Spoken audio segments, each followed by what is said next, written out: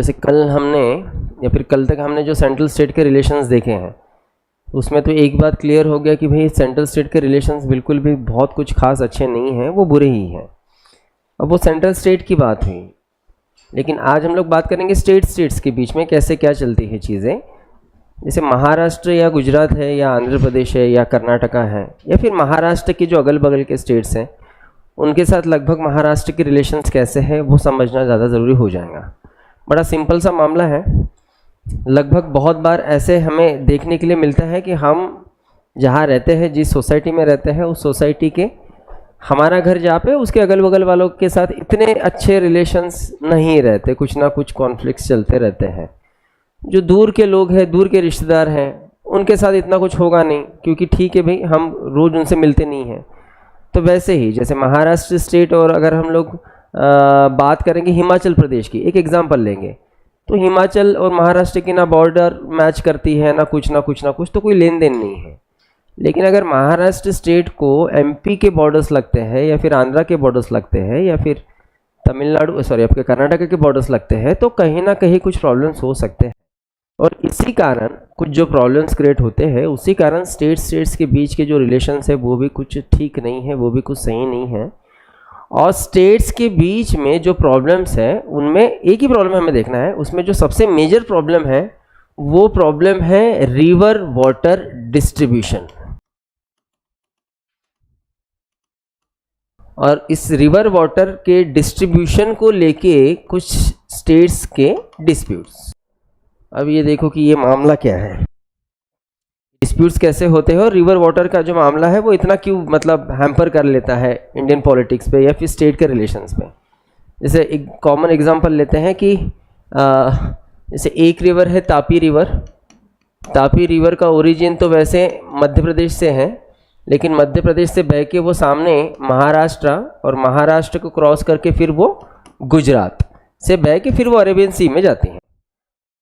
इस तरीके से रिवर का रूट डायरेक्शन के हिसाब से अगर वो 3 स्टेट को कवर करती है तो देखो 3 स्टेट्स में रिवर वाटर डिस्ट्रीब्यूशन को लेके क्या प्रॉब्लम्स हो सकते हैं। अब भाई रिवर है तो रिवर बहुत यूज़फुल है हर स्टेट के लिए, एमपी के लिए भी है, महाराष्ट्र के लिए भी है। क्या यूटिलिटी है अगर हम लोग रिवर की यूटिलिटी की बात करें, मतलब जिस स्टेट से वो बह रही है उस स्टेट ने अगर उस रिवर पर डैम बना लिया तो भी जितना पानी का स्टॉक रहेगा वो इरिगेशन के काम में आ जाएगा। पहला तो हमें ये फ़ायदा मिल रहा है, और दूसरी बात हम मल्टीपर्पज़ को सामने रख के जो है वो डैम बना सकते हैं।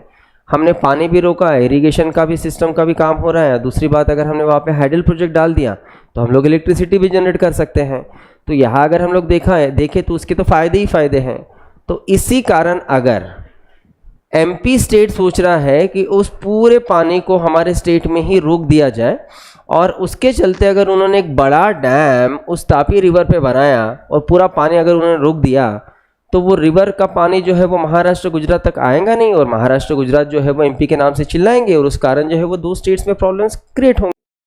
चलो सोच के चलते कि एमपी ने डैम तो बांधा लेकिन पूरा पानी नहीं रुकाया, कुछ पानी आ रहा है।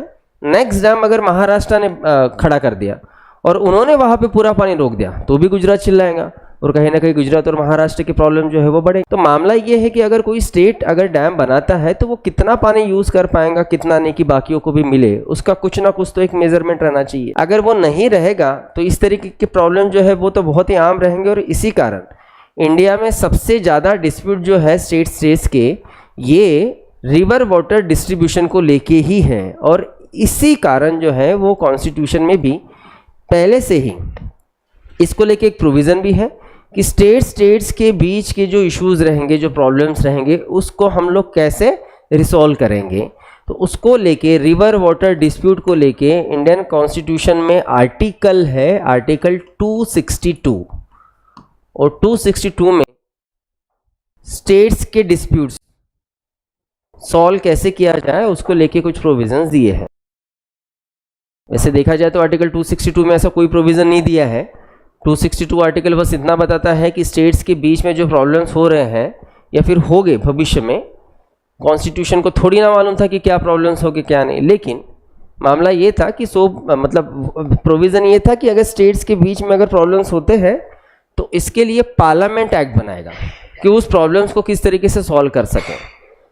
कॉन्स्टिट्यूशन लागू हुआ 1950 को और उसके बाद ही कुछ स्टेट्स के बीच के प्रॉब्लम शुरू हो गए और उसी प्रॉब्लम्स को सॉल्व करने के लिए फिर इंडियन गवर्नमेंट ने 1956 को एक एक्ट लाया जिसको हम लोग रिवर वाटर डिस्ट्रीब्यूशन एक्ट के नाम से ही जानते हैं। River water distribution dispute act ऐसे भी लिख सकते हो। और यहाँ पे फिर वो प्रोविज़न की गई कि अगर दो स्टेट्स या फिर मोर देन टू स्टेट्स इनके बीच में अगर प्रॉब्लम्स होते हैं तो हम इन प्रॉब्लम्स को कैसे सॉल्व कर सकते हैं। तो ये एक्ट किस तरीके से प्रोविज़न बताता है उसको समझने की कोशिश करेंगे। एग्जाम्पल के लिए एग्जाम्पल लेते हैं कि महाराष्ट्र और एमपी इन दो स्टेट्स में प्रॉब्लम चल रही है, तो इन दो स्टेट्स में से कोई भी स्टेट सेंट्रल को कंप्लेंट कर सकता है कि भाई इस स्टेट से दिक्कत है, ये दिक्कत है, इस दिक्कत को सॉल्व किया जाए। तो अगर दो स्टेट्स में प्रॉब्लम है तो बिल्कुल कोई भी स्टेट सेंट्रल गवर्नमेंट को कंप्लेंट कर सकता है और जो कंप्लेंट सेंट्रल गवर्नमेंट की तरफ आया है उस कंप्लेंट को 1 साल के अंदर सेंट्रल गवर्नमेंट सॉल्व करने की कोशिश करेगा। पहली स्टेप तो ये है, अगर दो स्टेट में प्रॉब्लम हुए और वो भी वाटर डिस्प्यूट है तो उसको लेके सेंट्रल गवर्नमेंट को कंप्लेंट की जाएंगी। 1 साल के अंदर इस प्रॉब्लम को सॉल्व करने की कोशिश सेंट्रल गवर्नमेंट करेगी। लेकिन अगर 1 साल में ये प्रॉब्लम सॉल्व नहीं होती है तो फिर क्या? अगर 1 साल में ये प्रॉब्लम सॉल्व नहीं होती है तो सेंट्रल गवर्नमेंट के तरफ से एक ट्रिब्यूनल अपॉइंट किया जाएगा और ये प्रॉब्लम उनकी तरफ सौंप दिया जाएगा। उस ट्रिब्यूनल में एक चेयरपर्सन रहेंगे और 2 अदर मेंबर्स रहेंगे। ये जो एक चेयरमैन और 2 अदर मेंबर मतलब 3 लोगों का जो कमेटी है, इसमें जो भी पर्सन रहेंगे वो सुप्रीम कोर्ट या हाई कोर्ट के रिटायर्ड जजेस ही रहेंगे। इस प्रॉब्लम को सॉल्व करने के लिए एक ट्रिब्यूनल अपॉइंट किया जा रहा है। ट्रिब्यूनल में 3 मेंबर्स हैं, एक चेयरमैन, 2 अदर मेंबर्स। तीनों मेंबर्स ये सुप्रीम कोर्ट हाई कोर्ट के रिटायर्ड जज हैं और इनके सामने ये प्रॉब्लम रखी गई कि भाई आप इन 2 स्टेट्स के बीच के प्रॉब्लम्स को जो है वो सॉल्व करें। अब ये जो ट्रिब्यूनल है इनके सामने जो समस्या रखी है, इस प्रॉब्लम को सॉल्व करने के लिए समय पीरियड दिया जाता है 3 साल। अगर 3 साल में ये प्रॉब्लम सॉल्व होती है तो ठीक, अगर इस प्रॉब्लम का सॉल्यूशन निकालने के लिए अगर डिले हो रहा है तो इन्हें इस पीरियड को एक्सटेंड करके भी मिलेगा। 3 साल से ऊपर एक्स्ट्रा के इन्हें 2 साल दिए जा सकते हैं।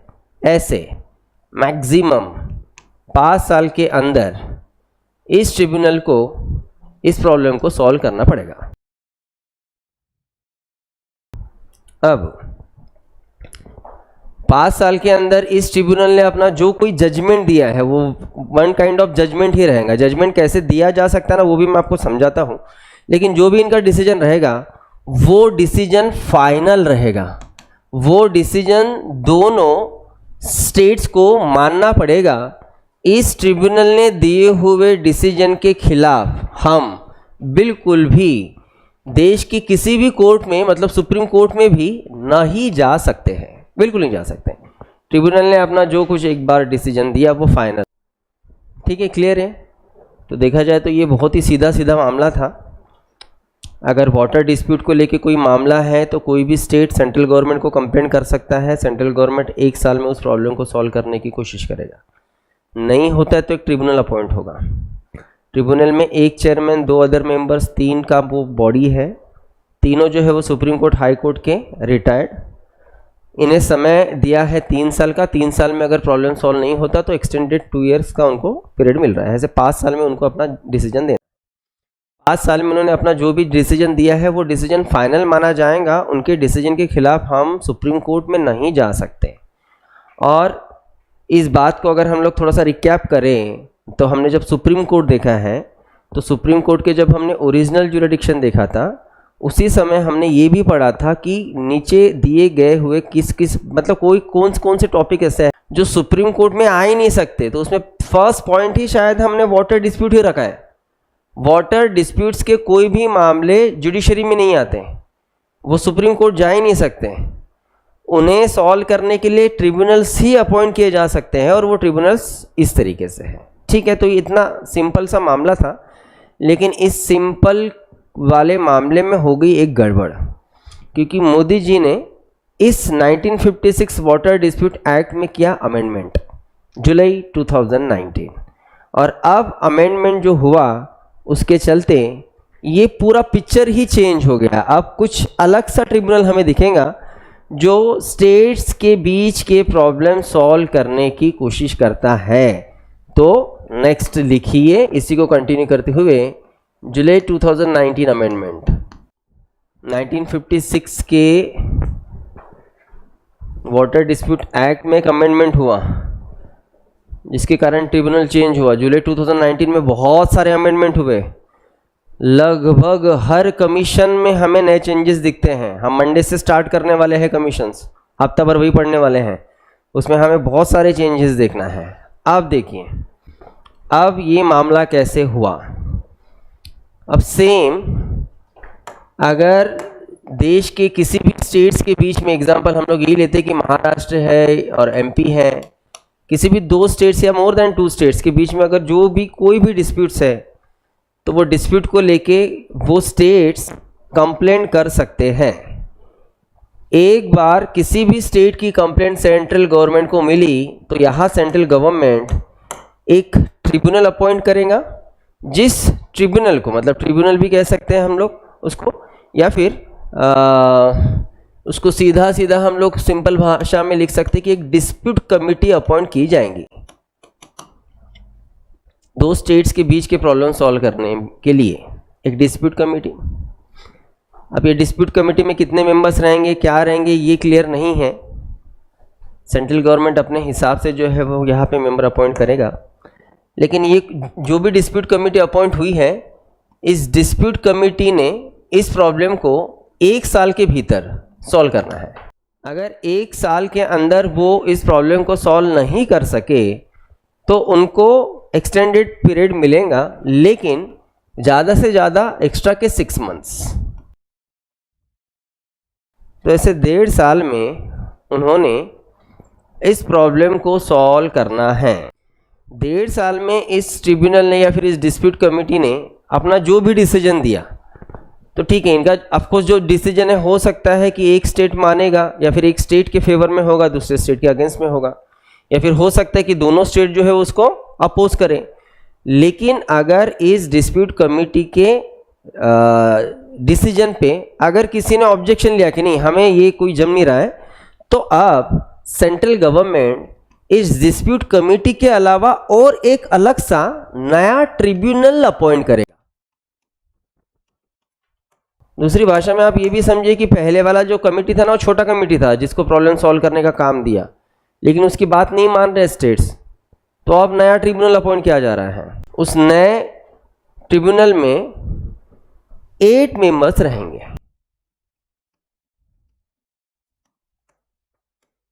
वो भी अगर हम लोग इन 8 मेंबर्स को देखें तो एक रहने वाले हैं चेयरमैन, इसके अलावा एक रहने वाले हैं डिप्टी चेयरमैन, इसके अलावा 3 मेंबर्स रहने वाले हैं ज्यूरिस्ट, मतलब सीधा सीधा रिटायर्ड जजेस रहेंगे, और इसके अलावा रिमेनिंग 3 मेंबर्स रहने वाले हैं एक्सपर्ट्स।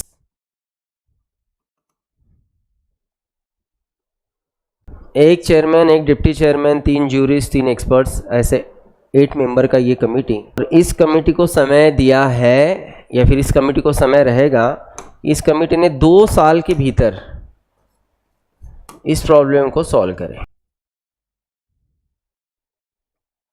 अगर 2 साल में ये प्रॉब्लम सॉल्व नहीं होती है तो एक्सटेंडेड पीरियड इन्हें भी मिलेगा, ज़्यादा से ज़्यादा 1 साल। तो ऐसे 2 + 1 3 साल में इन्हें इस प्रॉब्लम को सॉल्व करना है। मतलब 3 साल में उन्हें अपना जजमेंट देना ही है, अपना डिसीजन देना ही है। अब ट्रिब्यूनल जो अपॉइंट किया गया था 8 मेंबर्स का, इस ट्रिब्यूनल ने अपना जो भी डिसीजन दिया है, अगर इस डिसीजन को भी अगर अपोज किया गया, इस डिसीजन से भी अगर स्टेट्स नाखुश हैं, तो फिर क्या? मतलब देखो कहाँ से शुरू किया था हमने। पहले कंप्लेंट गई, हमने एक डिस्प्यूट कमेटी अपॉइंट किया, 1 साल समय दिया गया, उस पीरियड को हमने बढ़ा के और 6 महीना किया। 1.5 साल में उन्होंने प्रॉब्लम सॉल्व करना था। 1.5 साल में उन्होंने जो भी अपना डिसीजन दिया, अगर स्टेट्स माने तो ठीक है, प्रॉब्लम वही सॉल्व। लेकिन अगर स्टेट्स नहीं माने, अगर उस जजमेंट से वो नाखुश हैं, तो फिर सेंट्रल गवर्नमेंट एक अलग सा ट्रिब्यूनल अपॉइंट कर रहा है। 8 मेंबर का वो ट्रिब्यूनल है, जिनको 2+1 मैक्स टू मैक्स 3 साल में अपना डिसीजन लेना है। 3 साल में इन्होंने जो डिसीजन लिया, एक बार उन्होंने डिसीजन डिक्लेयर कर दिया, अगर इस डिसीजन को अगर फिर से चैलेंज किया गया, तो फिर क्या? सामने क्या?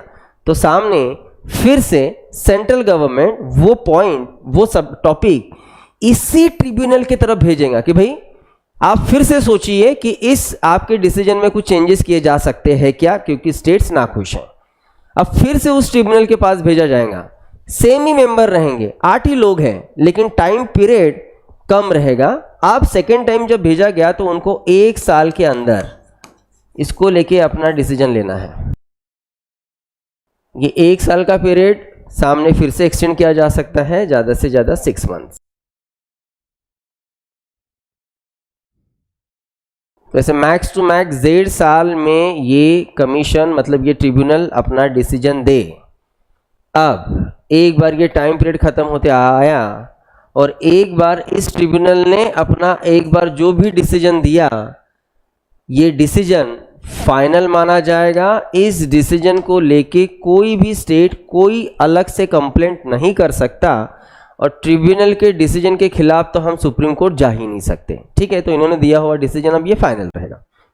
सेकेंड टाइम उसी ट्रिब्यूनल के पास जा रहा है, बस इतना याद रखिए। बस जो टाइम पीरियड है वो अलग हो रहा है, 1 साल एक्सटेंडेड 6 मंथ्स। क्लियर? आपको कमीशंस को लेके, कमीशंस पे लेके, ट्रिब्यूनल्स पे लेके क्वेश्चंस बनेंगे। आपको कंपोजिशन अच्छे से याद रखना है। अब मैं आपको ये समझाने की कोशिश करता हूँ कि डिसीजंस कैसे लिए जाएंगे। तो सबसे पहले हम ये देखते हैं कि सबसे पहले किस वाटर डिस्प्यूट को लेके या फिर रिवर वाटर डिस्प्यूट को लेके जो है वो प्रॉब्लम्स खड़े हुए थे, और उनके लिए सबसे पहले ट्रिब्यूनल अपॉइंट किया गया। सबसे पहले अगर हमारे देश में ट्रिब्यूनल अपॉइंट हुआ होगा तो ईयर था वो 1969। रिवर थी कृष्णा, और कृष्णा रिवर को लेके 3 स्टेट्स के बीच में प्रॉब्लम्स। ओरिजिन है कृष्णा का महाराष्ट्र से, सातारा महाबलेश्वर, उसके बाद जाती है वो कर्नाटका, उसके बाद जाएंगे आंध्र प्रदेश, और फिर बे ऑफ बंगाल।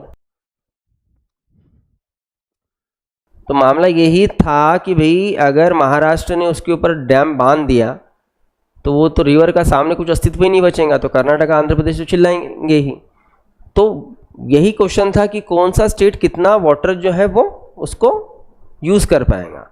ऑफकोर्स 1 साल का उस रिवर का वाटर फ्लो का हम लोग रेशो या फिर मेज़र कर सकते हैं ना, बिल्कुल कर सकते हैं। हम उसको टीएमसी में करते हैं, ठीक है, वाटर का जो रहेगा ना वो हम लोग टीएमसी में करते हैं। तो मैं आपको एग्जांपल बता दूं जितना मुझे याद आ रहा है, क्योंकि actually Krishna river water dispute ये 2 बार ट्रिब्यूनल अपॉइंट हुआ था, उसको हम लोग यही बोलेंगे कृष्णा रिवर वाटर ट्रिब्यूनल, ठीक है, 1969। तो ये कृष्णा रिवर वाटर ट्रिब्यूनल, इन्होंने देखो कैसे जजमेंट देना है। ये क्या समझ के, क्या सोच के, क्या सब मेजरमेंट करके, कैलकुलेट करके ये जजमेंट देंगे। ये देखेंगे कि भाई ये रिवर जो है वो महाराष्ट्र से कितना फ्लो हो रही है, कर्नाटका से कितना हो रही है, आंध्र प्रदेश से कितना हो रही है। ये भी देखा जाएगा कि भाई महाराष्ट्र के लिए और भी सोर्सेस है क्या रिवर के, बाकी स्टेट्स के लिए कितने सोर्सेस है, कितना यूटिलिटी है, कितना यूज है, इन सारी चीज़ों को देखा जाएगा और उसके हिसाब से फिर जजमेंट दिया जाएगा। मैं एग्जाम्पल की तरफ मैं आपको बता दूँ, जितना याद आ रहा है मुझे वो शायद ऐसा था कि सबसे ज़्यादा मेरे ख्याल से कर्नाटका को जो है वो राइट मिला था कि आप ज़्यादा पानी यूज़ कर सकते हो। तो कर्नाटका को लगभग 999 टीएमसी, महाराष्ट्र को 669 टीएमसी, 666, और आंध्र प्रदेश को कुछ 555 टीएमसी, ऐसा लगभग ना, थोड़े नंबर्स इधर उधर हो गए। लेकिन मैं आपको जजमेंट मतलब डिसीजन समझा दे रहा हूँ कि क्या हो रहा है ना, कि एक स्पेसिफिक स्टेट को एक मिल रहा है ऊपर से ऑर्डर कि आप एक साल में इस रिवर का 666 टीएमसी से ज़्यादा पानी यूज़ नहीं कर पाओगे। तो इसका मतलब क्या है? इसका मतलब ये है कि ठीक है भाई, महाराष्ट्र डैम बना ले, महाराष्ट्र पानी रोके, लेकिन महाराष्ट्र पानी रोकेगा तो वो 666 टीएमसी से ऊपर नहीं होगा, बाकी उनको पानी छोड़ना पड़ेगा, क्योंकि कर्नाटका को भी 999 चाहिए, आंध्र प्रदेश को भी इतना चाहिए। समझ में आई बात? तो ये प्रॉब्लम इस तरीके से सॉल्व करने की कोशिश ट्रिब्यूनल्स की रहती है। ठीक है, अब इस पे आपको क्वेश्चन बनते समय ये तो बन ही सकता है, मतलब बहुत बेसिक क्वेश्चन बन सकता है आपको, तो ठीक है, इसकी जो ट्रिब्यूनल का कंपोजिशन वगैरह है ना, उसके ऊपर चांसेस ज़्यादा हैं, लेकिन इसके अलावा और जो चांसेस है ना, मैं आपको वो बता दूँ। आपको ना ये बन सकते हैं कि कृष्णा वाटर रिवर डिस्प्यूट में कौन कौन से स्टेट जो थे वो इन्वॉल्व थे। अब जो बड़े स्टेट्स या फिर बड़े रिवर है वो आप निकाल सकते हो, लेकिन जो छोटे, बहुत बार तो ऐसा हो जाएगा कि आपको तो रिवर का नाम भी नहीं पता, लेकिन डिस्प्यूट तो हुआ है, ट्रिब्यूनल भी बना है, तो फिर गड़बड़ हो जाएगा। तो मैं आपको गोदावरी का या फिर नर्मदा का नहीं लिख के देता हूँ। नर्मदा भी बड़ा इजी है, नर्मदा एमपी से बनती है, महाराष्ट्र से भी बहती है, गुजरात से भी बहती है, कुछ रिवर्स राजस्थान से बह के उसकी ट्रिब्यूटरीज आती है, तो राजस्थान भी इन्वॉल्व हो सकता है उसमें। लेकिन जो कुछ छोटे रिवर्स है, छोटे मतलब ऐसे रिवर्स जो आपके लिए अननोन है, वो ट्रिब्यूनल्स में आपको लिख के देता हूँ। लिखिए, Vasundhara water dispute tribunal, Vasundhara water dispute tribunal 2010, Odisha and Andhra Pradesh, ये दो स्टेट्स इन्वॉल्व थे। Same year Mahadayi river water dispute tribunal, Mahadayi, Goa, Karnataka and Maharashtra ये इन्वॉल्व थे। ठीक है, क्लियर? चल, नेक्स्ट हेडिंग दीजिए, इंटर स्टेट काउंसिल। कल जब हम लोग सेंट्रल स्टेट के प्रॉब्लम्स देख रहे थे, तब हमने इंटर स्टेट काउंसिल के बारे में सुना है। हमने कल ये देखा है कि भाई जो ARC था 1966 का, उसने रिकमेंड किया था कि भाई प्रॉब्लम सॉल्व करने के लिए आप इसे कर सकते हो। इसके अलावा भी राजमन्नार कमेटी ने भी इसी को रिकमेंड किया था। सरकारिया कमेटी 1983 इसी चीज़ को रिकमेंड किया था। ये क्या मामला है, पहले इसे समझते हैं।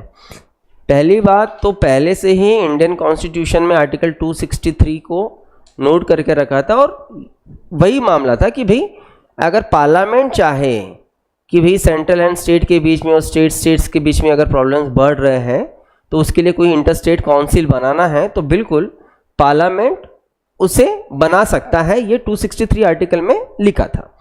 फाइनली 1983 का जो सरकारिया कमेटी था, और सरकारिया कमेटी ने जो रिकमेंडेशन रखे थे कि इंटर स्टेट काउंसिल की स्थापना की जाए, तो सरकारिया कमेटी के रिकमेंडेशन पे ही AISC बना है, सरकारिया कमेटी। अब देखो मामला क्या है, एक सिंपल एग्जांपल में समझने की कोशिश करेंगे, उसके बाद भले ही देखेंगे इसका कंपोजिशन क्या है। एग्जांपल लेते हैं कि फिर से एक बड़ा सा घर है, घर के सबसे बड़े जो है वो भी रहते हैं, उनके 4 लड़के हैं, 4 बहुएं हैं, 2 लड़कियां हैं, छोटे मोटे बच्चे हैं। और मामला ये है कि बहुओं का अपने सास ससुर से नहीं जमता है, सास ससुर का भी नहीं जमता है बहुओं से, और बहुओं का अपने आपस के बीच में भी नहीं जमता, भाइयों का भी नहीं जमता। तो पूरा घर जो है वो पूरा डिस्टर्ब है।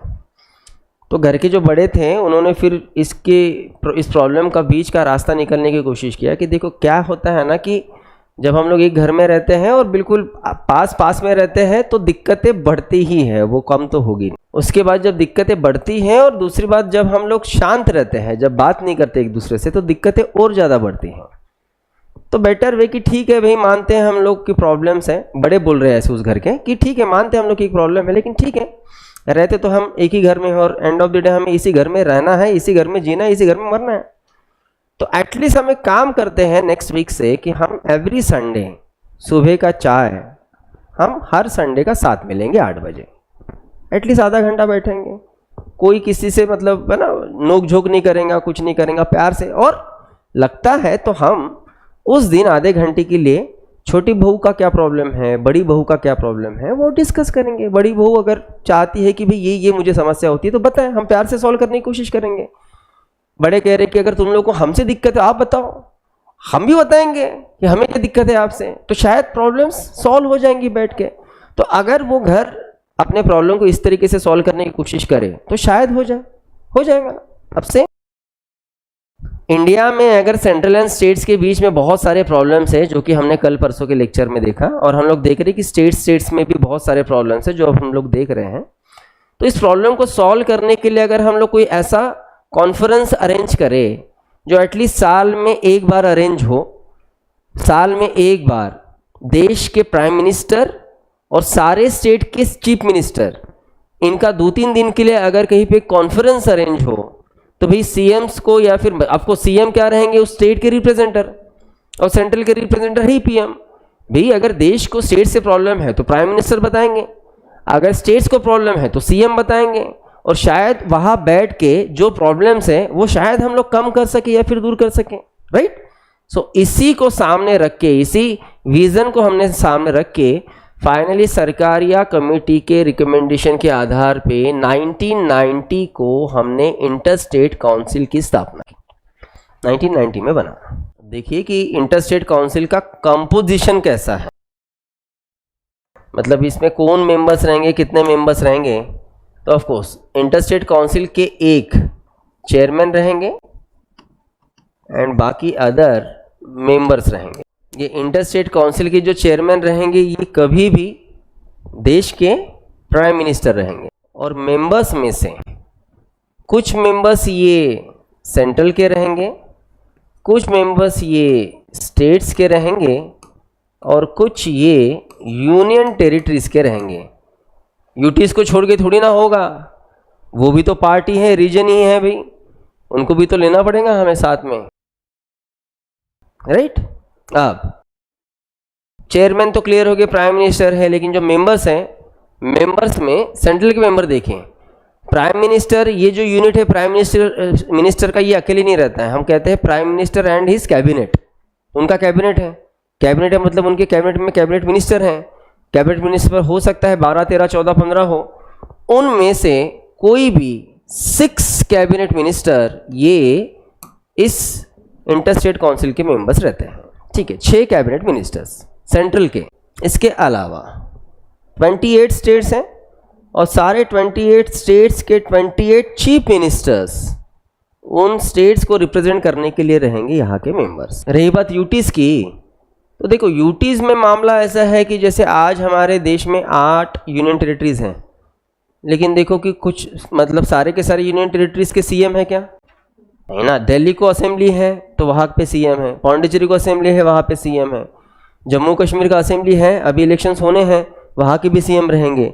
तो जहाँ यूटीज में असेंबली है, वहाँ जहाँ सीएम है तो सीएम खुद रिप्रेजेंटर बन के आएंगे, लेकिन जहाँ पे सीएम नहीं है वहाँ पे एटलीस्ट लेफ्टिनेंट गवर्नर तो है ना, तो वहाँ के लेफ्टिनेंट गवर्नर ये रहेंगे मेंबर्स। तो इस तरीके से रहेगा कंपोजिशन। हमने ये जो एक बड़ा सा जो ग्रुप बनाया है, मतलब देखा जाए तो ये सारे हमारे देश के वीआईपी एक जगह नहीं बैठे फिर, है। मामला ये है कि भाई इतने भी मतलब ये खाली फील नहीं है ना कि हर साल मतलब ये साथ में बैठेंगे ही।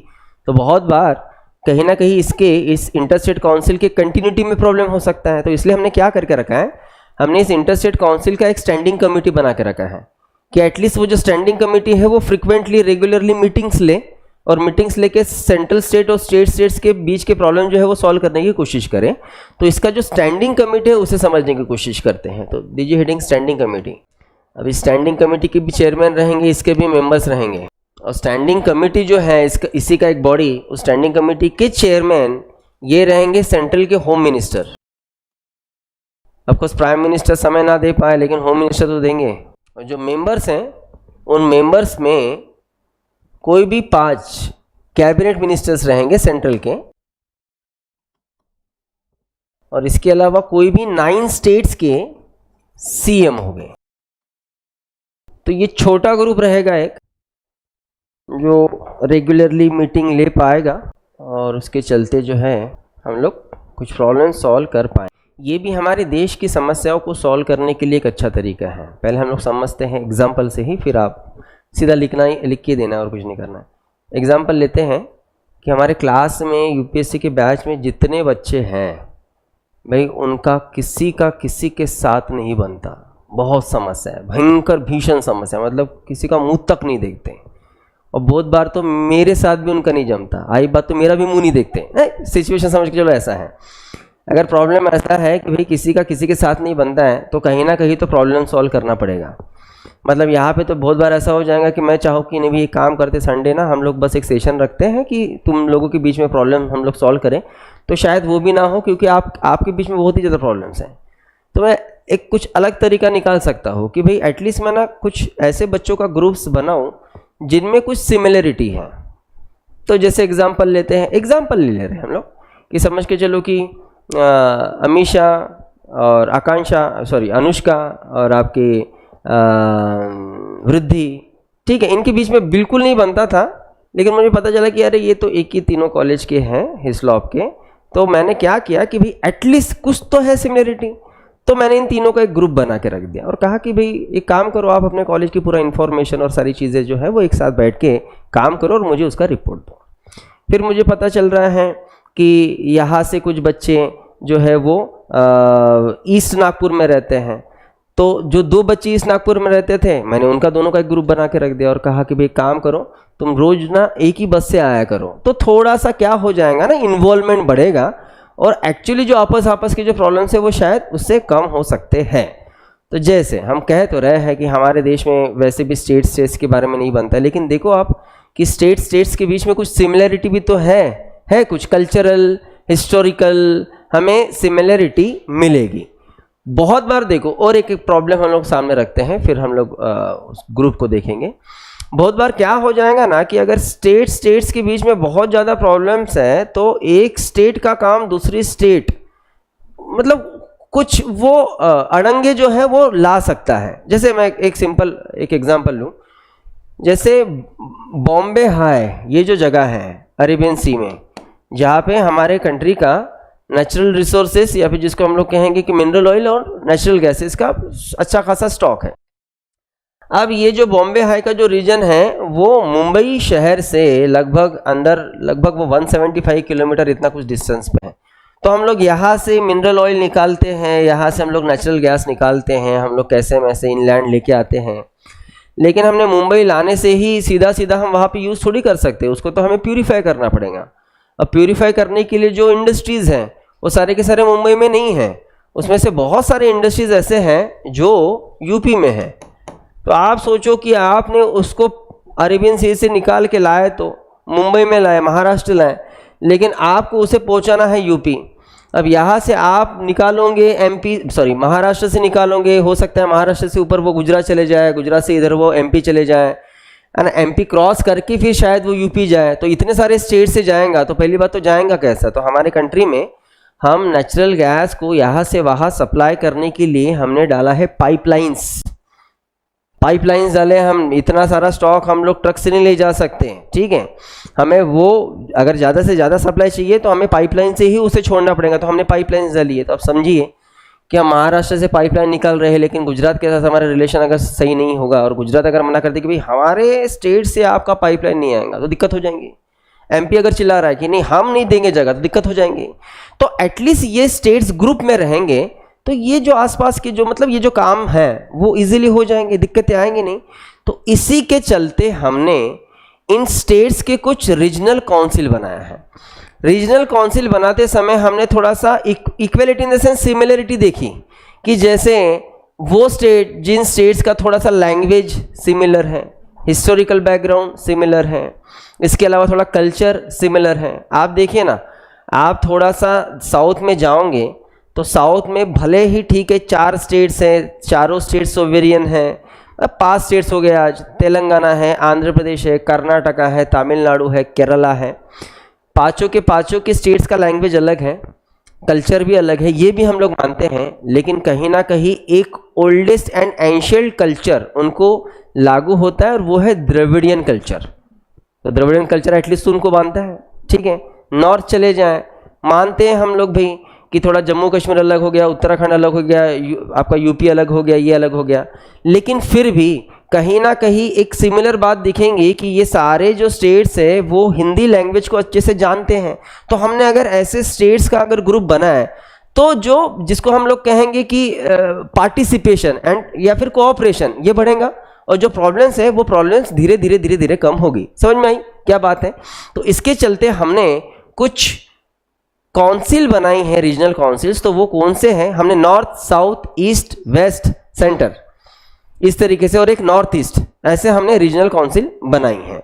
उसका कंपोजिशन क्या रहता है वो भी हम लोग देखेंगे, लेकिन वन बाय वन आप पहले तो नोट कर लो। जैसे नॉर्थ रीजन रीजनल काउंसिल का हेडक्वार्टर दिल्ली है, नॉर्थ का हेडक्वार्टर दिल्ली, और इसमें जो स्टेट्स आते हैं वो जम्मू कश्मीर, हिमाचल, हरियाणा, पंजाब, जम्मू कश्मीर, हिमाचल, हरियाणा, पंजाब, राजस्थान, जम्मू कश्मीर, हिमाचल, हरियाणा, पंजाब, राजस्थान, दिल्ली एंड चंडीगढ़।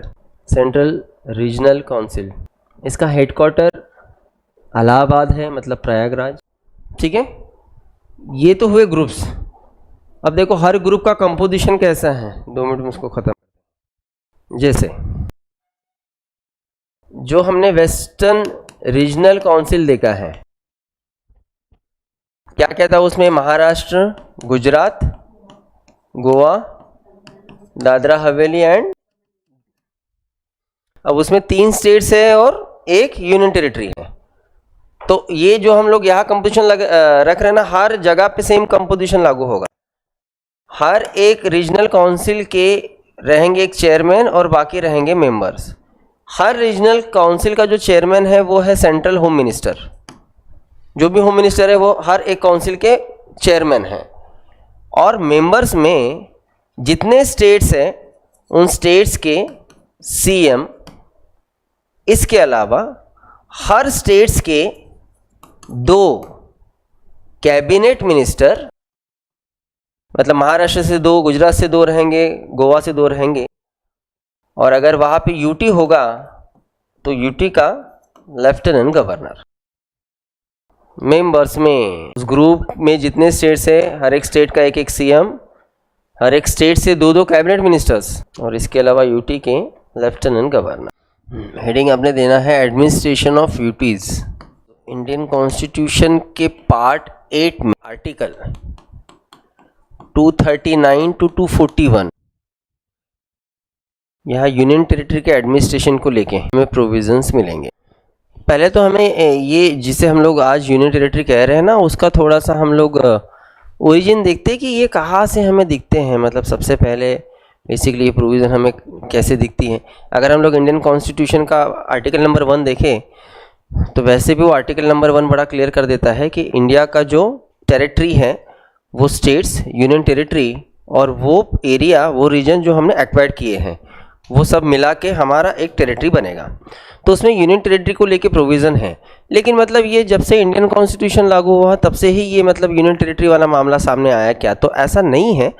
हमें एक्चुअली इसकी जो व्यवस्था है ये बहुत पहले से दिखती है। बस फ़र्क इतना है ना कि हम पहले उन्हें उन एरियाज़ को यूनियन टेरिटरीज नहीं कहते थे। सबसे पहले अगर हमने इसकी शुरुआत समझने की कोशिश करें तो दिखता है कि ब्रिटिश रूल के टाइम पे ब्रिटिश गवर्नमेंट ने 1874 में कुछ एरियाज़ को, कुछ रीजन्स को शेड्यूल्ड एरिया के नाम से उन्होंने डिक्लेयर किया था। बेसिकली नॉर्थ ईस्ट के ही वो एरियाज़ थे जिन्हें शेड्यूल्ड एरिया कहा गया, और वो शेड्यूल्ड एरिया का जो एडमिनिस्ट्रेशन था वो सेंट्रल की तरफ से चलता था। तो देखो आज भी तो देखा जाए तो यूनियन टेरिटरी का एडमिनिस्ट्रेशन सेंट्रल की तरफ से चलता है ना। तो यहाँ से उनकी शुरुआत हुई, हम ये कह सकते हैं। शेड्यूल्ड एरिया के नाम से उन्हें जाना जाता था। अब जिन्हें शेड्यूल्ड एरिया कहा जा रहा है उन्हीं को बाद में रीनेम कर दिया गया, और शेड्यूल्ड एरिया को सामने कहा गया चीफ कमिश्नर रीजन्स या फिर प्रोविंस, चीफ कमिश्नर के प्रोविंसेस। याद करो, वैसे भी हमने जब कॉन्स्टिट्यूएंट असेंबली का कंपोजिशन देखा था तो वहाँ पे चीफ कमिश्नर्स देखे ना, 4 चीफ कमिश्नर प्रोविंसेस थे। तो वही सामने हमें दिखता है कि वो थे चीफ कमिश्नर। अब जब कॉन्स्टिट्यूशन लागू हुआ, कॉन्स्टिट्यूशन लागू होने के बाद अगर आपको याद होगा हमने स्टेट मतलब पहले ही टॉपिक में पढ़े थे कि पहले हमारे इंडिया के जो स्टेट थे वो 4 ग्रुप्स में जो है वो डिवाइड थे, याद है। अब आज़ादी के बाद 1950 में जो हमारे इंडिया के चीफ कमिश्नर प्रोविंस थे ना, उनको डाल दिया गया था सी एंड डी ये दो ग्रुप में। तो कॉन्स्टिट्यूशन लागू होने के बाद भी यूनियन टेरिटरी ऐसा हमने उनको नहीं कहा, उनको हम चीफ कमिश्नर ही कहते थे, और सी एंड डी ग्रुप में डाला गया था। याद करो, ए ग्रुप में 9 स्टेट्स थे, बी ग्रुप में है ना, ऐसे सब हमने डिस्ट्रीब्यूशन करके रखा था। लेकिन लैंग्वेज बेसिस पे हम स्टेट बना सकते हैं क्या, इसको लेके जब हमने 1953 को एक कमीशन अपॉइंट की थी, फाजिल अली कमीशन, और फाजिल अली कमीशन ने जो रिकमेंडेशन रखे थे 1956 को, सो 1956 के फाजिल अली रिकमेंडेशन के आधार पे नए से इंडिया में कुछ नए स्टेट्स और कुछ नए यूटीज़ बने थे। पहली बार यूनियन टेरिटरी ये वर्ड यूज़ किया गया, और फाजिल अली कमीशन के हिसाब से इंडिया में पहले 14 स्टेट एंड 6 यूनियन टेरिटरीज निर्माण हुए। वो चीफ कमिश्नर वगैरह नाम हमने छोड़ दिया और उनको हम कहने लगे कि यूनियन टेरिटरीज। तो ये समझना भी ज़रूरी हो जाएगा कि जो 6 यूनियन टेरिटरीज थे वो कौन से थे, क्योंकि एकदम क्लियर रखो कि उस टाइम पे जो यूनियन टेरिटरीज थे वो आज यूनियन टेरिटरीज नहीं है। आज जो यूनियन टेरिटरी है वो उस टाइम पे यूनियन टेरिटरीज नहीं थे। तो ये जो 6 यूनियन टेरिटरीज थे उसमें से 1 बाय 1 हिमाचल प्रदेश, ये थे उस टाइम पे यूटीज़। सामने एक एक करके ये सारे यूनियन टेरिटरीज बने स्टेट्स, और जो पहले यूटीज़ नहीं थे वो धीरे धीरे बनते गए यूनियन टेरिटरीज। मतलब 1956 को ही कुछ नए यूनियन टेरिटरीज को ऐड किया गया था एंडिंग में। तो सबसे पहले मतलब जो आज अस्तित्व में है, अगर हम लोग उन यूनियन टेरिटरीज की बात करें तो सबसे पहले 1956 को 3 एरियाज़ को नए से यूटीज़ बनाया गया था। इनके अलावा उसमें था दिल्ली, अंडमान एंड निकोबार एंड लक्षद्वीप। उसके बाद 1961 दादरा नगर हवेली, 1962 दीव दमन एंड पौंडीचेरी, 1966 चंडीगढ़, और अभी रिसेंटली 2019 में जम्मू कश्मीर एंड लद्दाख। ये बात भी समझना ज़्यादा ज़रूरी हो जाएंगे कि अगर हमने कुछ एरियाज़ को यूनियन टेरिटरीज़ कहा है या फिर बनाया है तो उसके पीछे की रीज़न क्या है। यूनियन टेरिटरीज़ पहली बात तो हम किसे कहेंगे तो पहले उसे समझना ज़्यादा ज़रूरी हो जाएगा। पहली बात तो किसी भी फेडरल कंट्री में इस तरीके से रीजन्स हो, यही बड़ा सरप्राइज़ करने वाला है, क्योंकि जैसे हम लोग यूनियन टेरिटरीज़ कहते हैं वो रीजन में पूरा का पूरा सेंट्रल गवर्नमेंट के पावर्स चलते हैं, सारे पावर सेंट्रल के रहेंगे, वहाँ के स्पेसिफिक या फिर उस लोकल एरिया को कोई खास वैल्यू नहीं है। जैसे अंडमान निकोबार की हम लोग बात कर रहे हैं कि अंडमान निकोबार यूनियन टेरिटरी है, तो आप सोचिए कि अंडमान निकोबार इस एरिया का एडमिनिस्ट्रेशन चलाने का काम किसका, तो सेंट्रल गवर्नमेंट का। मतलब दिल्ली से जो है वहाँ का एडमिनिस्ट्रेशन चल रहा है, वहाँ का law and order maintain Delhi से हो रहा है, वहाँ पे पुलिस अपॉइंट हो रही है दिल्ली से, वहाँ का बजट रखा जा रहा है दिल्ली में, और दिल्ली का जो बजट पास हो रहा है उसके एक्सपेंडिचर्स हो रहे हैं आंध्र प्रदेश में। तो पूरा काम जो है वो कैपिटल से चल रहा है, क्योंकि वो एरिया ही यूनियन टेरिटरी है, उसको चला ही यूनियन टेरिटरी रहा है। वहाँ के लोकल्स को हम वहाँ के एडमिनिस्ट्रेशन को नहीं सौंप रहे हैं, तो उसे हम लोग कहते हैं यूनियन टेरिटरीज, जहाँ पे फुल पावर्स ये यूनियन के चलते हैं, सेंट्रल के चलते हैं। लेकिन हम ये कह रहे हैं कि भाई रीज़न क्या है ना, क्यों आपने यूनियन टेरिटरीज बनाना है, तो कुछ ना कुछ तो स्पेसिफिक रीजन होंगे जिसके कारण हम कहेंगे कि भाई ये रीज़न है इसलिए हमने इन एरियाज़ को स्टेट्स नहीं बनाया। आप सोचो कि वो यूटीज़ है, स्टेट्स नहीं है। अगर स्टेट्स रहते तो क्या रहता, पहले तो इसे समझिए, सोवेरियन रहते। सबसे पहली बात, वो सोवेरियन रहते मतलब उनकी असेंबली रहती तो वहाँ के पॉलिटिकल पार्टीज़ वहाँ पे चुन के जाती और वो वहाँ का एडमिनिस्ट्रेशन चलाती, सेंट्रल नहीं चलाती। जैसे महाराष्ट्र सोवेरियन स्टेट है, खुद का असेंबली है, खुद के सीएम है, खुद का एडमिनिस्ट्रेशन है, सेंट्रल का हमारा कोई लेन देन नहीं। हम देखेंगे हमारा स्टेट कैसे चलेगा, हमने लाड़की बहन योजना लाना है नहीं लाना है, कितना पैसा देना है, वो हम देखेंगे ना, सेंट्रल क्यों देखेंगे, सीधा सीधा मामला है, ठीक है। लेकिन यूटीज वैसे नहीं रहेंगे। तो अगर हम उन्हें स्टेट जैसे नहीं बिहेव, मतलब उनको उनके साथ वो कर रहे हैं, तो उसके पीछे के रीज़न क्या रह सकते हैं ना, वो समझना ज़रूरी है कि हमने क्यों उनको यूटी बनाया, क्यों हमने उनको स्टेट नहीं बनाया। तो उसके पीछे के जो रीज़न्स है उसमें से कुछ रीज़न्स ये कल्चरल रह सकते हैं, या फिर इंडिया में तो है कल्चरल। इसके अलावा कुछ रीज़न ये पॉलिटिकल रह सकते हैं, इसके अलावा कुछ ये स्ट्रेटेजिक रह सकते हैं। जब हम लोग स्ट्रेटेजिक की बात करते हैं तो बेसिकली हम लोग डिफेंस या सिक्योरिटी की बात करते रहते हैं, सिक्योरिटी प्रोटेक्शन, इसकी बात। कल्चरल रीजन को सामने रख के हमने वो एरिया, जिस एरिया को यूटीज बनाया था या फिर आज भी वो यूटी है, अगर उनकी बात करें तो उसमें आएगा आपका पौंडीचेरी, दादरा नगर हवेली एंड दीव दमन। यहाँ गोवा भी रख लेता हूँ क्योंकि गोवा जब 1961 में बना तो वो यूटी ही था, है ना। 87 में वो स्टेट बना था, उसको फुल स्टेट हमने 87 बनाया, इतने साल हमने उसको यूटी ही रखा था। देखो ये कल्चरल रीजन क्या है, बेसिक हमने महाराष्ट्र को फुल स्टेट का दर्जा दिया है, तो उसके पीछे का मकसद अपना ये भी है कि भाई ठीक है, हम फेडरलिज्म से चल रहे हैं तो स्टेट सोवरेन रहें। सीधा सीधा मामला ये है कि जैसे एग्जांपल लेंगे कि आपको आपके घर का कोई भी एक काम बोलो या फिर कोई रूम है या फिर कोई भी ऐसे घर का कोई एरिया है जिसको अगर किसी के हाथ में सौंपना है तो आप अपने भाई बहन या घर वालों के हाथ में सौंपोगे ना, किसी बाहर के हाथ में तो सौंपोगे नहीं तो गड़बड़ हो जाएगा। अब सेम मामला, अगर हमने पौंडीचेरी को अगर स्टेट आज तक नहीं बनाया है, दादरा नगर हवेली दीव दमन में हमने स्टेट नहीं बनाया है, तो क्यों नहीं बनाया? क्योंकि वहाँ अगर हमने स्टेट बनाया तो वहाँ सेपरेट असेंबली बनाना पड़ेगा, असेंबली बनाना पड़ेगा तो वहाँ पे लोकल इलेक्शन होंगे, इलेक्शन हो गए तो वहाँ के लोकल लोग वहाँ पे चुन के जाएंगे और चुन के जाके वहाँ का एडमिनिस्ट्रेशन चलाएंगे। ठीक, अब देखो दिक्कत क्या है, दिक्कत है कल्चरल डिस्क्रिमिनेशन, कह सकते हैं हम लोग डिस्क्रिमिनेशन। जैसे पुर्तगाल से पोर्तुगीज़ 1498 में इंडिया आए, उन्होंने 1510 में गोवा कैप्चर किए और गोवा के साथ साथ दादरा नगर हवेली और दीव दमन भी कैप्चर हुआ। 1510 से लेके तो 1961 तक उन्होंने गोवा, दादरा नगर हवेली एंड दीव दमन पे राज किया, 450 साल। तो इतने सालों में ऐसा तो नहीं था कि बस वहाँ का जो एडमिनिस्ट्रेशन था या फिर एडमिनिस्ट्रेटिव था वही पुर्तगालीस था और बाकी सब इंडियंस थे, नहीं भाई, बहुत सारे लोग कैथलिक्स ही थे, उन्हीं के देश के, उन्हीं का सोसाइटी था, उन्हीं का कॉलोनी था। अब आप सोचो कि हमने 1961 को वो एरिया को फ्री कर दिया और फ्री करके हमने अगर उसको फुल स्टेट बनाया रहता तभी, और फुल स्टेट बना के असेंबली बांध के हमने बोला रहता कि चलो भाई आप वहाँ पे सरकार चला सकते हो, तो मतलब क्या हुआ, आपने इनडायरेक्टली उन्हीं के हाथ में तो पूरा स्टेट सौंप दिया ना, जो फॉरेन से आए हैं। समझ में आई बात? तो कहीं ना कहीं अगर इस एरिया में मैक्सिमम लोग वो कैथलिक्स हैं जो इंडियन ओरिजिन नहीं है, वो पोर्तुगीज़ हैं, तो हम उनके हाथ में हमारे एरिया को क्यों सौंपे? इसलिए हमने काफ़ी साल तक गोवा को भी यूटी बनाया था।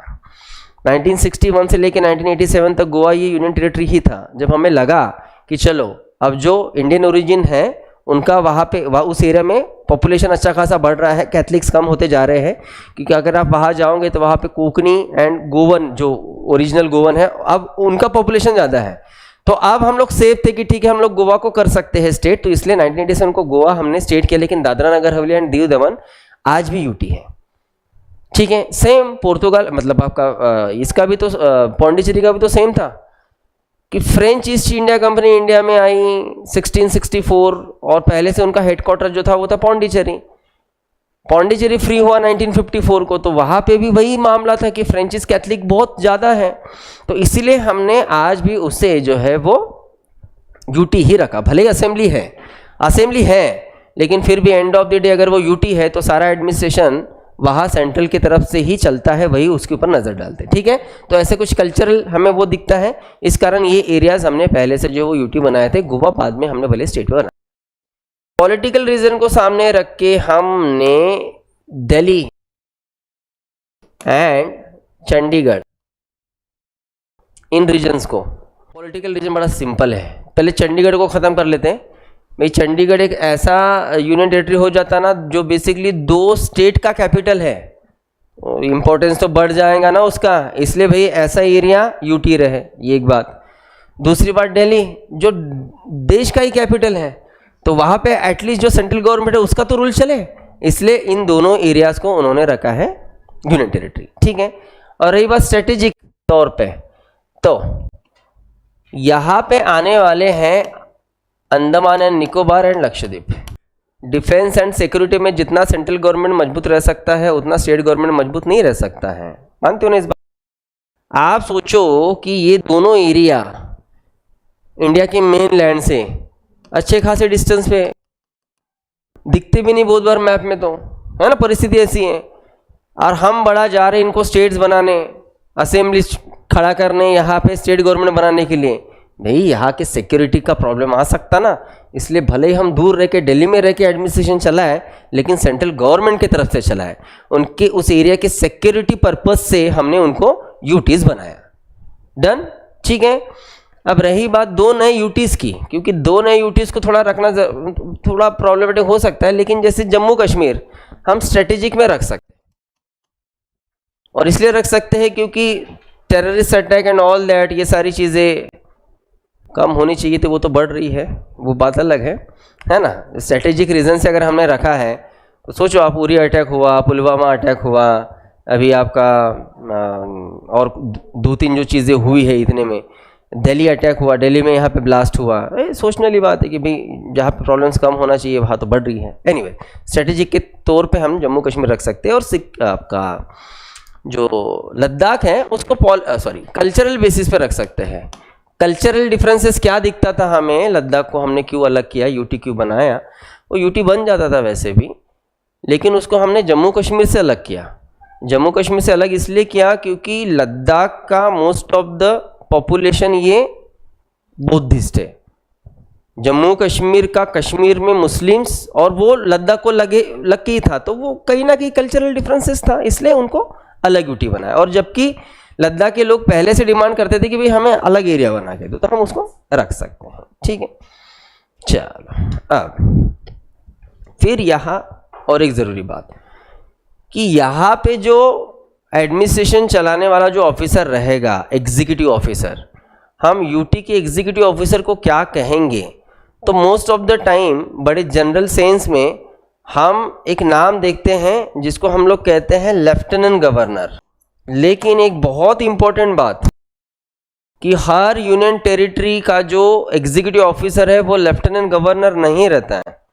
हम बहुत कॉमनली बोल देते हैं, आपको न्यूज़पेपर में भी मिल जाएगा कि यहाँ के लेफ्टिनेंट गवर्नर, वहाँ के, हर किसी यूटी का एग्जीक्यूटिव ऑफिसर लेफ्टिनेंट गवर्नर नहीं रहता। एक्चुअली प्रेसिडेंट उन्हें 3 अलग अलग नाम से पुकार सकते हैं।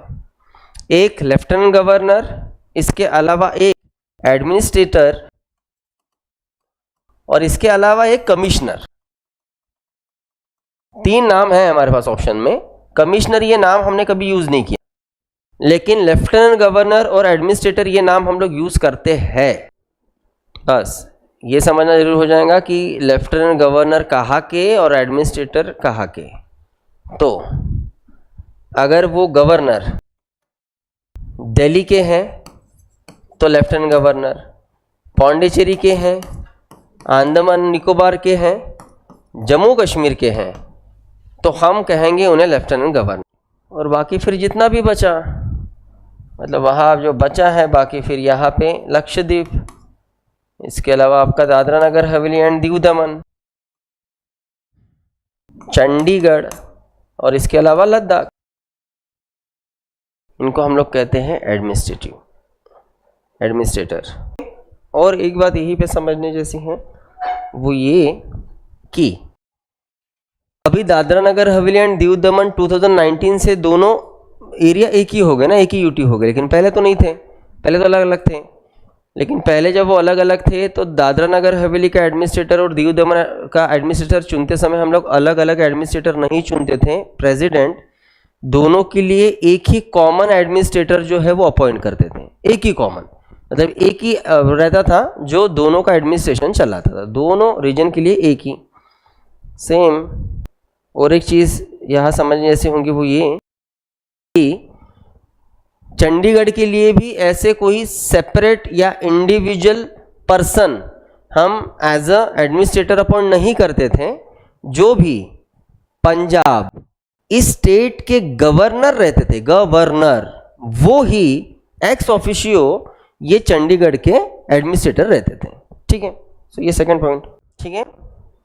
देन सबसे इम्पोर्टेंट पॉइंट जो हमने पढ़ना है यूटीज को लेके।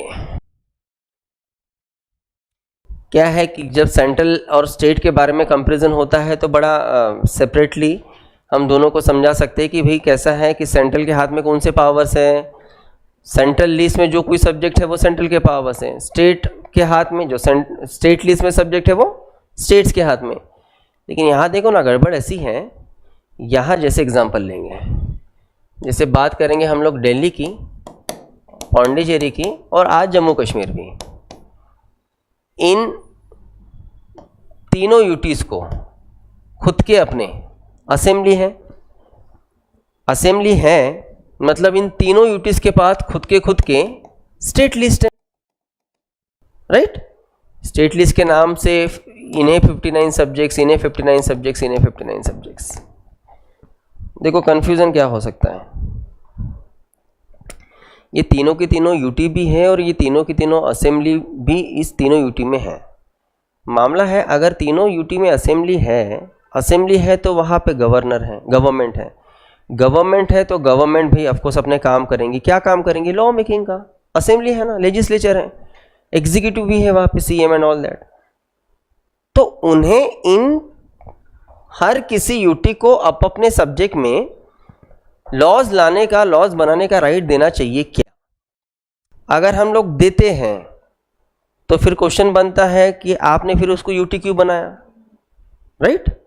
और अगर हम लोग नहीं देते हैं तो भी क्वेश्चन बनता है कि फिर आपने वहां पे असेंबली क्या कंचे खेलने के लिए बनाया है ना? यूटी भी है, असेंबली भी है, तो यहां गड़बड़ हो रही है ना, समझ में आई बात? तो इसी को एकदम क्लियर करो कि भाई ये यूटी भी है, असेंबली भी है, मतलब वहां का भी गवर्नमेंट है, लोकल गवर्नमेंट, सेंट्रल गवर्नमेंट भी रूल करता है, तो कैसे करता है? तो यहाँ एकदम स्पेसिफिक इसको समझो कि ये समझ के चलो कि ये यूटीज के राइट हैं और ये आपके यूनियन के राइट्स हैं। तो जनरल कंडीशन में सेंट्रल गवर्नमेंट, जैसे महाराष्ट्र स्टेट है, तो महाराष्ट्र स्टेट के सब्जेक्ट्स पे लॉ बनाने का काम यूटीज का नहीं है, वो तो स्टेट गवर्नमेंट देखेगा, कुछ स्पेसिफिक कंडीशन में ही कर सकता है। लेकिन ये जितने यूटीज हैं ना, जिनको असेंबली है, इन सारे असेंबलीज के कोई भी स्टेट लिस्ट के सब्जेक्ट्स पे ये सेंट्रल कभी भी वहां बैठे बैठे लॉ बना सकता है। समझ में आई बात? तभी तो यूटी का महत्व है। जैसे दिल्ली को लेके सेंट्रल गवर्नमेंट पूरे के पूरे 59 सब्जेक्ट्स पे किसी भी सब्जेक्ट पे लॉ बना सकता है। उसके लिए वो आर्टिकल 249, 250, 252, 253 कोई काम के नहीं आते, डायरेक्टली लॉज बन सकते हैं, ठीक है? तभी वो अपने यूटी का अस्तित्व जो है, यूनियन जो है, वो संभाल रहा है कि भाई आप यूटी हो, हमारा पूरा पावर है। लेकिन अगर सेंट्रल गवर्नमेंट इनके सारे स्टेट लिस्ट पे अगर लॉ बना सकते हैं तो फिर हमने असेंबली क्यों बनाया? उनका क्या रोल? तो उनका रोल ये कि वहां के असेंबलीज भी अपने अपने स्टेट लिस्ट के किसी भी सब्जेक्ट्स पे लॉ बना सकते हैं। एक दूसरे सिंपल लैंग्वेज में मैं आपको बताऊं, जैसे महाराष्ट्र एंड यूनियन के बीच में कॉन्करेंट लिस्ट है ना, हम भी बना सकते हैं, वो भी बना सकते हैं। वैसे ही इनके लिए इनका स्टेट लिस्ट जो है वो कॉन्करेंट लिस्ट जैसे ही है, क्योंकि वहां पे स्टेट मतलब उस यूटी का भी एडमिनिस्ट्रेशन बना सकता है लॉ और यूनियन का भी बना सकता है। तो उसको स्पेसिफिक लिखो कि तीनों के स्टेट लिस्ट में यूनियन लॉ बना ही सकता और असेंबली भी अपने स्टेट लिस्ट पे लॉ बना सकता है। क्लियर ना ये पॉइंट? ठीक है, बस दिल्ली को थोड़े रिस्ट्रिक्शंस ज़्यादा है, दिल्ली की रिस्ट्रिक्शन ज़्यादा है बच्चों, इसको समझो। हम कह तो रहे हैं कि दिल्ली के पास जो 59 सब्जेक्ट्स हैं, इन 59 सब्जेक्ट्स में सेंट्रल तो 59 के 59 सब्जेक्ट्स पे लॉ बना सकता है, दिल्ली असेंबली भी लॉ बना सकती है। लेकिन स्टेट लिस्ट में जितने, मुझे पहले तो ये बताइए, स्टेट लिस्ट में जितने भी सब्जेक्ट्स है वो हर स्टेट्स एंड यूटीज के लिए कॉमन है ना? भाई 59 जो महाराष्ट्र के लिए, वही 59 पौंडीचेरी के लिए भी है, अलग से तो कुछ है ही नहीं, ठीक है? दिल्ली के लिए भी वही है 59। लेकिन इन 59 स्टेट लिस्ट के सब्जेक्ट्स में से 3 सब्जेक्ट्स ऐसे हैं जिसमें वहां के मतलब दिल्ली के एडमिनिस्ट्रेशन का कोई राइट नहीं पहुंचता, वो सेंट्रल के हाथ है वो वहीं पे स्टेट लिस्ट में। लेकिन वहां पे दिल्ली असेंबली कोई लॉ नहीं बना सकता है, सेंट्रल ही बना सकता है। और दिल्ली के स्टेट लिस्ट के अगर उन 3 सब्जेक्ट्स को निकाले तो एक सब्जेक्ट है पुलिस, दूसरा है लैंड, एंड तीसरा है दिल्ली का लॉ एंड ऑर्डर। बाकी हर स्टेट एंड यूनियन टेरिटरी के पास ये तीनों सब्जेक्ट्स हैं, हाँ, दिल्ली के पास नहीं है। दिल्ली का असेंबली इन तीनों सब्जेक्ट्स पे कोई डिसीजन नहीं ले सकता है।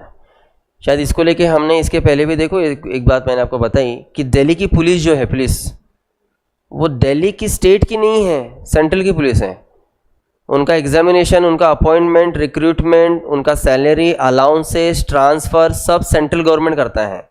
और इसी कारण मामला ये हो जाता, मैं सिंपल एक एग्जांपल बता दूं। जब 2014 में आम आदमी पार्टी का सरकार बना था तो 2014 में सेंट्रल में बीजेपी भी थी। तो आप सोचिए कि सेंट्रल गवर्नमेंट भी दिल्ली बैठ रही है, आम आदमी पार्टी की सरकार भी दिल्ली बैठ रही है ना। एक इंसिडेंट हुआ था कि उस टाइम पे जो आम आदमी पार्टी का होम मिनिस्टर था उसने कहीं तो रेड डाली रात के 2 बजे, कुछ तो चल रहा था किसी फ्लैट में, उसने पुलिस बुलाई और वो चिल्ला रहा है, होम मिनिस्टर चिल्ला रहा है, होम मिनिस्टर दिल्ली का, लेकिन दिल्ली का इन द सेंस आम आदमी पार्टी का, दिल्ली रीजन का। वो अच्छा जो सामने वाला पुलिस ऑफिसर था ना वो शायद डीवाईएसपी होगा, मतलब डीवाईएसपी मतलब कोई तोफ नहीं हुआ, वो नॉर्मली है। उसको चिल्ला रहा है कि भाई ये तुम्हारा ड्यूटी है, तुमने देखना चाहिए यहाँ पे सारी चीज़ें क्या हो रही क्या नहीं है, हमें ढूंढना पड़ रहा है, हमें देखना पड़ रहा है, हम मिनिस्टर हैं। तो वो डीवाईएसपी कह रहा है होम मिनिस्टर को कि आप मुझे मेरे काम मत सिखाइए, आप घर निकलिए, हम देखते बैठेंगे क्या है। आप सोच सकते हो, यहाँ तो मामला ऐसा है कि आज यहाँ का सुप्रिंटेंडेंट ऑफ पुलिस किसी सरपंच, बीजेपी के सरपंच को नहीं बोल पाएगा ये बात कि तुम तुम्हारा काम करो। क्यों? सरकार उनकी है। वहाँ मामला क्या है, वो जो डीवाईएसपी को किसने अपॉइंट किया? उसने, सेंट्रल ने। सेंट्रल किसके पास है? बीजेपी। बीजेपी और आम आदमी पार्टी, इनके रिलेशन वैसे भी ठीक नहीं, उसको मालूम है कुछ नहीं बिगाड़ सकते मेरा। वहाँ का होम मिनिस्टर कुछ नहीं बिगाड़ सकता, जबकि होम मिनिस्टर के अंडर ही पुलिस डिपार्टमेंट आता है, लेकिन स्टेट में पुलिस आता ही नहीं, तो इसलिए उनकी इतनी रंगदरी चलती है। ठीक है, तो वहाँ का पुलिस या लैंड या लॉ एंड ऑर्डर दिल्ली के हाथ में नहीं। डन। चलो लास्ट पॉइंट है यूनियन टेरिटरी को लेके, दीजिए आर्टिकल 239A जो असेंबली का प्रोविजन करता है। ठीक है, असेंबली जो है वो पौंडीचेरी का भी है और असेंबली जो है वो दिल्ली का भी है। पौंडीचेरी के लिए इतना कुछ नहीं देखना है, दिल्ली का देखना है, क्योंकि दिल्ली के लिए सारे रूल्स आर्टिकल 239 में है। यही आर्टिकल 239A क्लियर करता है कि पौंडीचेरी असेंबली में टोटल जो मेंबर्स रहेंगे वो रहेंगे 30 सीट का इनका असेंबली। एंड दिल्ली के लिए यही प्रोविजन जो है कि दिल्ली असेंबली में टोटल मेंबर्स रहेंगे 70। इसी आर्टिकल में दिल्ली असेंबली के लिए प्रोविज़न है कि दिल्ली का जो कैबिनेट रहेगा, याद करो हमने 91 अमेंडमेंट देखा है, जो अमेंडमेंट कहीं तो आपके कैबिनेट को रिस्ट्रिक्शंस लगाता है, याद है, बताता है कि जो भी उस हाउस का स्ट्रेंथ है उस स्ट्रेंथ के 15% से ज़्यादा नहीं रहेंगे मिनिस्टर्स विथ सीएम। छोटा स्टेट है तो उसमें 12 मिनिस्टर्स रहेंगे, उसके ऊपर नहीं रहेंगे। जब ये पढ़े हमने शायद, तभी मैंने आपको बताया कि दोनों प्रोविजंस दिल्ली को नहीं लगती, दिल्ली को कंप्लीटली अलग प्रोविज़न लगता है। वो प्रोविज़न आर्टिकल 239 में, और वो प्रोविज़न ये है कि दिल्ली के कैबिनेट में उनके असेंबली के टोटल नंबर्स के टोटल स्ट्रेंथ के 10% तक मिनिस्टर्स वो अपने कैबिनेट में रख सकते हैं। तो उसमें भी 10% मतलब 70 के 7 हुए, उसमें भी 1 CM and remaining 6 cabinet minister, ये प्रोविज़न है। बाकी स्टेट्स के जो सीएम रहते हैं उन स्टेट के सीएम को ओथ क्या लगता है आपको कौन देते हैं? गवर्नर। ठीक है, लेकिन दिल्ली के जो सीएम रहते हैं, दिल्ली के सीएम को ओथ ये प्रेसिडेंट ने अपॉइंट किया हुआ ऑफिसर दे। ठीक है, एंड लास्ट पॉइंट, अगर दिल्ली पे काइंड ऑफ प्रेसिडेंशियल रूल, क्योंकि दिल्ली के लिए आर्टिकल 356 से प्रेसिडेंशियल रूल नहीं लगता, लेकिन उस तरीके से अगर हमने असेंबली डिसॉल्व करना है और पूरा का पूरा पावर सेंट्रल को अपने हाथ में लेना है असेंबली डिसॉल्व करके, तो वो प्रोविज़न है आर्टिकल 239 ए में। आर्टिकल 356 प्रेसिडेंशियल रूल नहीं लागू होता है, आर्टिकल 239 ए से उनका असेंबली डिसॉल्व किया जा सकता है। ठीक है, चलो तो यहाँ पे हमने फिनिश किया सेंट्रल स्टेट रिलेशन के पॉइंट्स।